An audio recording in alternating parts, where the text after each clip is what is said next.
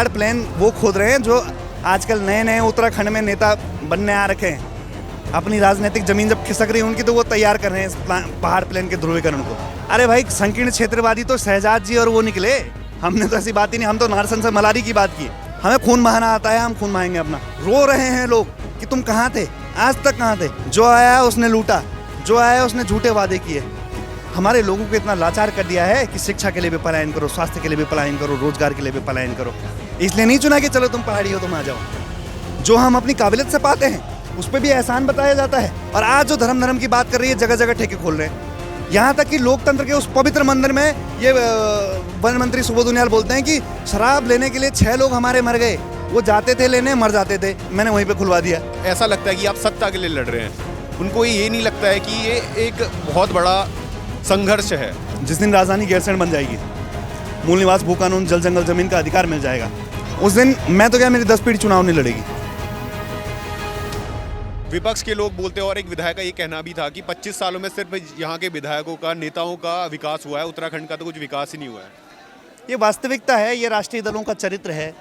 आप एक एक दिखे ना, राष्ट्रीय दल का जो भी नेता है, हर कोई खनन माफिया, हर कोई भूमाफिया, कोई बलात्कारी, कोई देखिए वो जैसे वो है मंदबुद्धि जो व्यक्ति हैं, वो मानसिक रूप से विकृत भट्ट जी, कुछ भी कभी भी कुछ भी बोल देते हैं।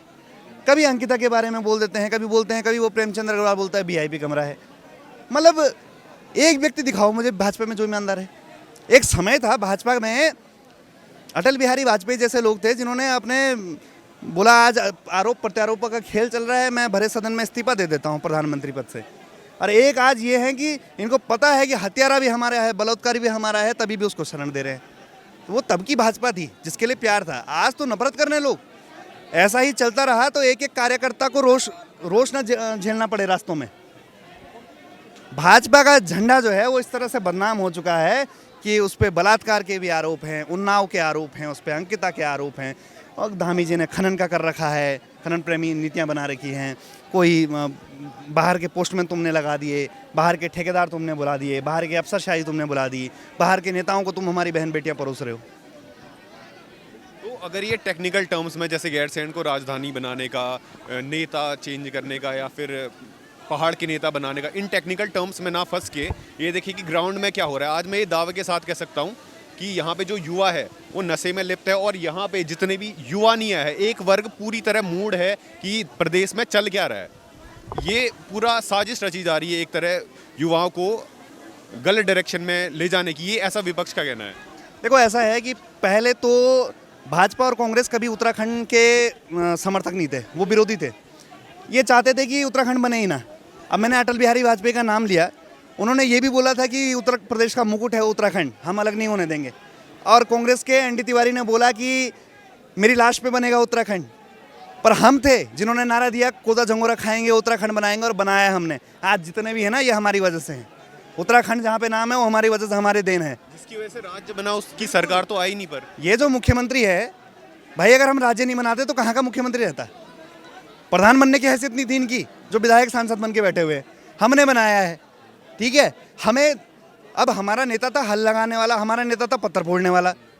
हमारे पास वो 25,000 महिला मंगल दल को देने के लिए नहीं था, वो युवाओं पे शराब की पेटियां पहुंचाने के लिए नहीं था। तो हम पिछड़ गए चुनाव में। ऐसा पिछड़े, फिर इनकी मीडिया भी, इनकी प्रिंट मीडिया भी, फिर इनके चलते रहे वो कार्यक्रम चूड़ाक्रम में पहुंचने वाला, शादियों में पहुंचने वाला। हमारा विचार तो अब जाके, जब आप लोग जब सहयोग कर रहे हैं सोशल मीडिया, हम अब जाके पहुंच पा रहे हैं पहाड़ की कंदराओं में कि हम कौन हैं, हमने क्या किया। रो रहे हैं लोग कि तुम कहाँ थे, आज तक कहाँ थे। मैं भ्रमण करके आया हूँ 32 बूथों का, जहाँ पे पहाड़ की कंदराओं में हम गए। लोगों ने बोला कि आज तक इतने नेता आ गए, पर ऐसी बात जल जंगल जमीन के अधिकार की राजधानी गैरसैंण की कभी किसी ने समझा ही नहीं। जो आया उसने लूटा, जो आया उसने झूठे वादे किए। हमारे लोगों को इतना लाचार कर दिया है कि शिक्षा के लिए भी पलायन करो, स्वास्थ्य के लिए भी पलायन करो, रोजगार के लिए भी पलायन करो। राजधानी गैरसैंण होती ना तो एम्स जैसा अस्पताल वहाँ होता। वहाँ से पिथौरागढ़ वाला भी इलाज कराने आता है, और ये पौड़ी से भी आता है इलाज कराने। ये प्रदेश इसलिए नहीं बना था कि यहाँ पे यूपी वालों का इलाज हो, यहाँ पे बिहार वालों का इलाज हो। अरे हमारे लोग रास्ते रास्ते मर जाते हैं। देखिए, अधिकार सबका है, देश सबका है, पर जिस राज्य में आप रह रहे हैं उसकी प्राथमिकता पहली होगी। हमारा आदमी मरे सड़कों पर और एम्स फुल हो जाए बाहर वालों से, तो क्या औचित्य रहा फिर उत्तराखंड का। मैं गया था, धामी जी भी यही बोल रहे थे कि देखिए आप ऐसी बात नहीं कर सकते, देखिए योगी आदित्यनाथ भी तो हैं, वो मुख्यमंत्री बने हुए हैं, अगर ऐसी बात वो करेंगे तो कह रहा अजीत डोभाल भी तो हैं, अगर आप ऐसी बात करेंगे तो तब। अरे मैंने कहा अजीत डोभाल जो है ना वो अपने दम पे बना हुआ है। अजीत डोभाल को इसलिए नहीं बोला कि तू पहाड़ी है, ईमानदार है, चल तेरे को वो बना देते हैं, बड़ा अधिकारी बना देते हैं। योगी आदित्यनाथ वहां गए हैं ना तो नेता बन के नहीं गए, बेटा बन के गए, सेवा की है उन्होंने, इसलिए नहीं चुना कि चलो तुम पहाड़ी हो तुम आ जाओ। जो हम अपनी काबिलियत से पाते हैं उस पर भी एहसान बताया जाता है। इस प्रदेश में साफ सीधी बात है एक बहुत बड़ा परिवर्तन आने वाला है। जिस दिन हम मजबूत हुए, जितना कमजोर उक्रांत का झंडा हुआ उतना पहाड़ी कमजोर हुआ। वही मैं कहने की कोशिश कर रहा हूँ कि उत्तराखंड राज्य की शुरुआत ही आंदोलन से हुई थी, पर अभी भी लोग सड़क पे ही हैं। सड़क से शुरुआत हुई, अभी भी लोग सड़क पे हैं, अपने मांगों के लिए लड़ रहे हैं। और दूसरी तरफ विपक्ष का ये कहना है कि ये हमारी जो आने वाली जनरेशन है उनको गुमराह कर रही है। आप विपक्ष ये कह रही है कि आज देहरादून में ठेके, देहरादून में रिजॉर्ट, जैसे आप ये बात कर रहे हैं, इनके लिए कोई कानून नहीं है, गुमराह करने की चीज़ है, बस ये धर्म के नाम पे लड़वा रहे हैं। ऐसा बात रही नशे की, तो मैं आपको बताऊं कि इस प्रदेश में 1880 में पहला ठेका खोला गया अंग्रेज़ों द्वारा। वो अंग्रेज़ उन्होंने क्या बोला कि पहाड़ी जो लोग हैं वो शराब नहीं पीते हैं, तो ये ठेके जो हैं कम कम सीमित उस पर खोले जाएंगे, बहुत दूर दूर खोले जाएंगे। वो अंग्रेज जिनको हमने साइमन गो बैक किया, जिनको हमने भगाया, उन्होंने हमारी संस्कृति के लिए इतना सोचा। और आज जो धर्म की बात कर रही है, जगह जगह ठेके खोल रहे हैं। यहाँ तक कि लोकतंत्र के उस पवित्र मंदिर में ये वन मंत्री सुबोध उनियाल बोलते हैं कि शराब लेने के लिए 6 लोग हमारे मर गए, वो जाते थे लेने, मर जाते थे, मैंने वहीं पे खुलवा दिया। ऐसे तो ये लोग हैं। अरे धर्म करने वाले, इन्होंने यूसीसी लागू किया। यूसीसी में किसी भी धर्म के 2 लोग साथ में रह सकते हैं रजिस्ट्रेशन करा के। फिर क्या कर लेगी ये पुलिस, क्या करेगी जब आपने कानून ही बना दिया। तो आप ये देखो ना, धर्म बोल के धर्म का आघात इन्होंने किया। नशा नहीं करके ठेके इन्होंने खोले। रोजगार देंगे करके बेरोजगार सारे लड़के जमीन पर बैठे हुए हैं। उपनल के लोग बैठे हुए हैं, आशा आंदोलित है, आंगनबाड़ी आंदोलित है, एलयूसीसी जैसा घोटाला हो जाता है, फिर भी जय भाजपा तय भाजपा या कांग्रेस। बहुत हो चुका है, अभी भी नहीं बदले ना। तुम आखिरी पीढ़ी हो पहाड़ियों की, यहाँ पहाड़ी शब्द जैसा कुछ नहीं दिखेगा। जैसे वो अरावली को खोद के कर रहे हैं ना, ये एक चीज़ का सर्वे करके बैठे हैं हमारे पहाड़ों में क्या क्या है। दादा, आपकी एक वीडियो देखी थी, उसमें आपका ये बयान आया था कि अब ये प्रदेश बलिदान मांग रहा है और आप बलिदान के लिए तैयार हो। हम तैयार हैं भाई। 42 हमारे राज्य बनाने के लिए ख़त्म हुए, हम राजधानी के लिए 42 लोग तैयार हैं। हम मूल निवास भू कानून के लिए तैयार हैं।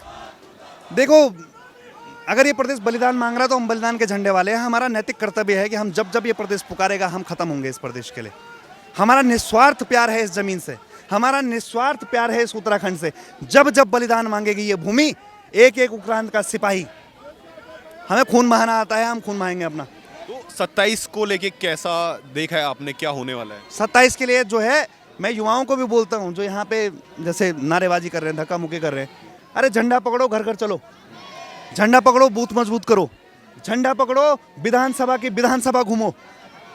ये इस तरह का रोष अगर हो तो ऐसा हो कि सत्ता की नींव हिलाओ। पकड़ो ना झंडा, मुझे फोन करके क्या होगा, मेरे साथ फोटो खींच के क्या होगा, मुझे ये समझ नहीं आता है। अरे उठाओ झंडा, मेरे पास भी वही विचार, तुम्हारे पास भी वही विचार, पहुंचाओ गांव गांव।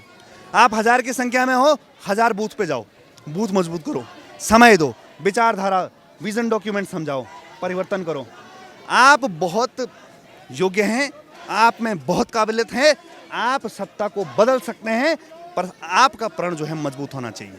2027 में कितनी सीटों पे लड़ेंगे? पूरी 70 सीटों पे लड़ेंगे, पूरी 70 सीटों पे लड़ेंगे। 11,600 बूथों पे हमारे युवा बूथ अध्यक्ष होंगे। मेन बॉडी के तो होंगे, उससे पहले युवा बूथ अध्यक्ष होंगे और ज़बरदस्त तरीके से लड़ेंगे हम। हमें ऐसा नहीं है, आप ये मत सोचिएगा कि हमें हरिद्वार से समर्थन नहीं है। हरिद्वार का भी जो नारसन का जो व्यक्ति है ना, वो खुद परेशान है कि भाई मेरे गांव में पोस्टमैन हरियाणा का आ गया। नारसन का भी तो था, कह रहा ठेकेदार भी बाहर का, भाई साहब एसडीएम भी बाहर का है। जो हमने लाइन दी है नारसन से मलारी, नीतिमाना से धारचूला, वो हमारा संदेश पहुंच चुका है कि हमारी कोई ऐसी संकीर्ण क्षेत्रवाद वाली लड़ाई नहीं है। हमारी जो विचारधारा है वो व्यापक है, खूबसूरत है। डाइवर्सिटी को हम जिंदा रखने की बात कर रहे हैं, लोकतंत्र की हम बात करते हैं, संवैधानिक तरीके से हम लोग लड़ाई लड़ रहे हैं। और निश्चित तौर पे हम दिन ब दिन, आप ये युवाओं का हुजूम जो झंडे देख रहे होंगे, आपने आज से पहले इस तरह का नहीं देखा होगा। फिर से वही सवाल पे आता हूँ, बहुत सारा वर्ग ऐसा है जिसको ये रेवोल्यूशन नहीं लगता है, जिसको बस ऐसा लगता है कि आप सत्ता के लिए लड़ रहे हैं। उनको ये नहीं लगता है कि ये एक बहुत बड़ा संघर्ष है। उनको खाली बाहर बाहर की तस्वीर दिखती है। उनको क्या संदेश देना चाहिए? देखो, जिस दिन राजधानी गैरसैंण बन जाएगी, मूल निवास भू कानून, जल जंगल जमीन का अधिकार मिल जाएगा, ठीक है, उस दिन मैं तो क्या, मेरी 10 पीढ़ी चुनाव नहीं लड़ेगी। इससे बड़ा राजनीतिक त्याग कोई कर सकता है? हम त्याग, तपस्या, बलिदान वाले हैं। हमारी लाइन ही त्याग से शुरू होती है। ये आज भी बीजेपी कर दे, मैं दावे से कह रहा हूं, मैं क्या, मेरी 10 पीढ़ी चुनाव नहीं लड़ेगी। हम घर बैठ जाएंगे। हमें राजधानी गैरसैंण चाहिए, मूल निवास भू कानून चाहिए, स्वास्थ्य, शिक्षा, रोजगार में प्राथमिकता केवल पहाड़ी की चाहिए, व्यापार ठेकेदारी में पहाड़ी चाहिए, जल जंगल जमीन का अधिकार चाहिए। हम सतत एक तरफ उत्तराखंड उबल रहा है ऐसे आंदोलनों से, और दूसरी तरफ सिर्फ एक प्रेस कॉन्फ्रेंस होती है जिसमें ये बोलते हैं कि हाई कोर्ट ने खारिज कर दिया, सुप्रीम कोर्ट ने खारिज कर दिया। तो ये मांग गलत है, और उन्हें जो एविडेंस लाए हैं, जो लोग जो रिकॉर्डिंग वायरल हो रही है, उनको भी अनएथिकल बता रहे हैं और बोल रहे हैं कि जांच की मांग गलत है। इस पे क्या कहेंगे? अब ये तो जनता भी तय कर सकती है, बता सकती है कि कितनी जायज़ है। अब उस बेटी का नाम, उस बेटी के जो वीआईपी का नाम उजागर हो चुका है, उस पर भी अगर ये लोग इस तरह की बात कर रहे हैं तो बेहद शर्मनाक है, बहुत शर्मनाक है। और ये पता लग रहा है कि भाजपा किस तरह से बचा रही है अपने लोगों को। और जो ऋषिकेश की घटना हुई थी, पथराव हो गया था लोगों के बीच में, और वन भूमि की जो मामला था, उस पर क्या कहेंगे? उस पर हमारे जो निर्दोष लोग हैं, जिन्होंने पत्थर चलाए भी नहीं, वो जेलों में डाल रखे हैं। इनकी आदत है यूकेडी का दमन करने की, पर इनको ये नहीं पता जितना हमारा दमन करते हैं हम उतना उभर के सामने आते हैं।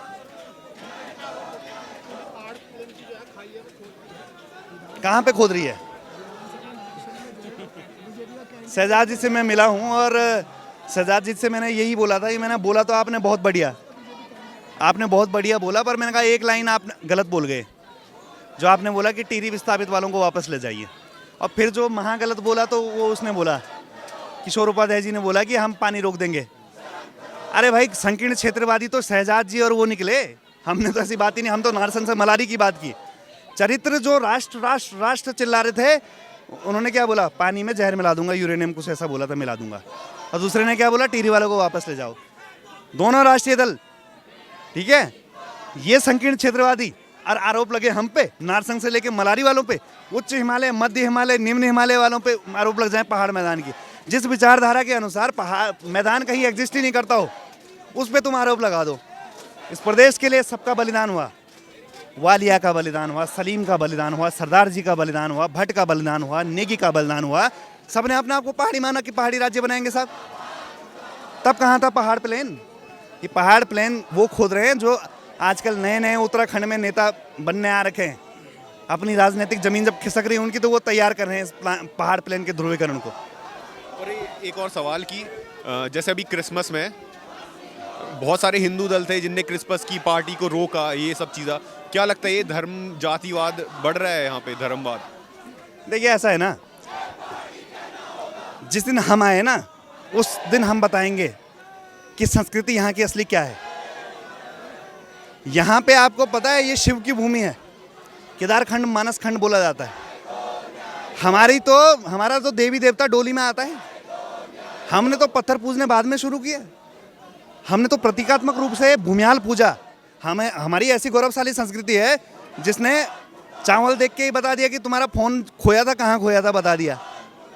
पूरे देश में बोलो तो जरा, जो ये बजरंग दल वालों को, ये जो और जो लोग हैं जो धर्म की बात करते हैं, ऐसी पूजा पद्धति दिखा दो। इस पूजा पद्धति को बचाने के लिए जो यहाँ का बजरंग दल है उसको आगे आना चाहिए था। इसकी संस्कृति के लिए बचाने के लिए आगे आना चाहिए था, ठीक है।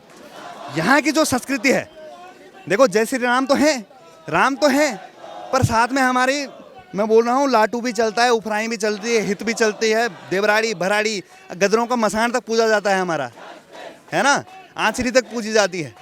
वो भी तो पता होना चाहिए। आज जो बाहर से लोग आ रहे हैं यहाँ, वो यहाँ पर हिंदू और मुस्लिम का ध्रुवीकरण पैदा कर रहे हैं जानबूझ के, जबकि वो हमारे संस्कृति से कहीं भी मेल नहीं खाते। मेरी नज़र में वो बाहरी हैं। जो इस प्रदेश में बाहर से आया है, जो यहाँ का मूल निवासी नहीं है, चाहे वो हिंदू है चाहे मुस्लिम है, वो बाहरी है। वो हमारे रोजगार पे डाका डालने आ रखा है, हमारे संस्कृति पे आघात करने आ रखा है। और ये भी कि ज़्यादातर जो ज़मीनें हैं वो बाहर वालों को बेची जा रही है। वो तो बेची गई हैं। और आपको क्या लग रहा है, राजधानी गैरसैंण बनाने से पहले ना, पहले राजधानी गैरसैंण के अगल बगल जितनी ज़मीन है वो छुड़वानी पड़ेगी। बिक चुका है वहाँ भी। सरकार साफ सीधी चेतावनी दे रहा हूँ, जिस दिन सरकार में आएंगे ना, उस दिन सबसे पहले ज़मीनें जो है छुड़वाएंगे, सरकारी रेट पे छुड़वाएंगे। जितना लगाया है उनको लग रहा है, उसके बाद राजधानी गैरसैंण बनाएंगे। मैं संविधान के अनुसार मानता हूँ 1950। अगर आप 1950 से यहाँ रह रहे हैं तो आप यहाँ के मूल निवासी हैं, अन्यथा आप नहीं हैं। आप फिर जिस प्रदेश के मूल निवासी हैं आप वहाँ के कहलाएंगे। और ये संविधान जो है आज़ादी देता है, ये कोई गलत नहीं है। और ये एक डाइवर्सिटी को जिंदा रखना है। जिस डाइवर्सिटी, जिस यूनिटी की हम बात करते हैं, देश जिसे बोलते हैं, देश डाइवर्स है हमारा। ये गुलदस्ते की तरह है, अलग अलग फूल हैं। वो अलग जो हमारी डाइवर्सिटी है उसको जिंदा रखने की हम बात कर रहे हैं। कि यहाँ पे इस पहाड़ी प्रदेश में आते हैं ना कोई बाहर से, उसको लगता नहीं है कि मैं अभी पहाड़ी प्रदेश में आ गया हूँ। यहाँ पे वो झलक ही नहीं मिलती है उनको संस्कृति की। राजस्थान में जाओ तो राजस्थान की संस्कृति की झलक मिलती है। ठीक है, आप गुजरात में जाओ तो वहाँ पे गुजरात की झलक मिलती है। यहाँ पे आप आओ, राष्ट्रीय दलों ने ऐसा कर रखा है, धर्मशाला जैसा बना रखा है, क्लब पब, ये कल्चर था हमारा। अरे यहाँ पर ढोल धमाऊं मंडाण लगते थे, तुमने बर्बाद कर दिया सारा। हम आएंगे इस कल्चर को बचाने के लिए, इस भाषा को सुरक्षित करने के लिए, ये अधिकार दिलाने के लिए और अंकिता को न्याय दिलाने के लिए हम सत्ता बन के उभरेंगे, मजबूती से लड़ेंगे।